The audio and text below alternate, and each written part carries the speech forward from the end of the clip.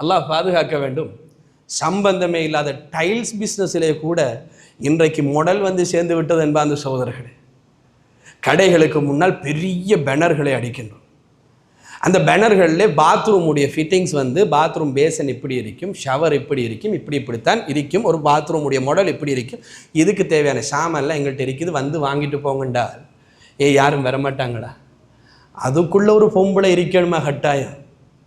ஒரு பெண்ணை அதற்குள்ளே கொண்டு போய் வைத்து அதற்குரிய ஒரு பேனரை எடுத்து கடைக்கு முன்னாலே அடித்து மக்களை நாங்கள் எடுத்து கவர்ந்து எப்படியாவது பிஸ்னஸ் பண்ணி நாங்கள் எங்களுடைய பிஸ்னஸை டெவலப், சத்தியமாக கிடையாது, டெவலப் பண்ணப்பட போவதே கிடையாது. அல்லாஹ்வுடைய தூதர் ஸல்லல்லாஹு அலைஹி வஸல்லம் அவர்கள் சொன்னார்கள், நீங்கள் பொய் இருக்கின்றதே, பொய் பொருளை விற்க உதவும், அதில் இருக்கிற பரக்கத்தை எடுத்துவிடும். பரக்கத்தில்லாத வியாபாரம் தான். அந்த அவுருது சீசன் கண்டோமா இல்லையா? அவுருது சீசன்கள் வந்து விட்டது என்று சொன்னார். முன்னாலே கொண்டு வந்து பூஃபர்களை போட்டு பக்கத்திலே பள்ளிவாசல்கள் இருக்கின்றதா என்கின்ற சிந்தனை கூட கிடையாது.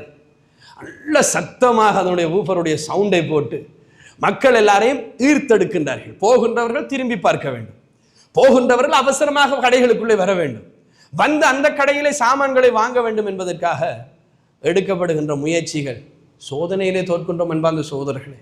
ஏன்னா டைல்ஸில் இன்றைக்கு இந்த கலாச்சாரம் இப்பொழுதுதான் உருவாகி இருக்கின்றது. அல்லாஹ் பாதுகாக்க வேண்டும்.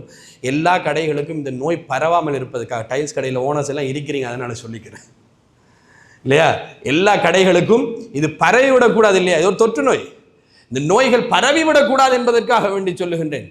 எழுதப்பட்டது தான் நமக்கு கிடைக்கும், என்ன ஆடினாலும் அவ்வளவுதான் கிடைக்கும், ஓடுங்கள், பிரச்சனை கிடையாது, ஆனால் ஆட வேண்டாம். அல்லாஹு தஆலா என்னையும் உங்களையும் பாதுகாக்க வேண்டும் என்பதற்காக வேண்டி இந்த செய்தியை சொல்லுகின்றேன்.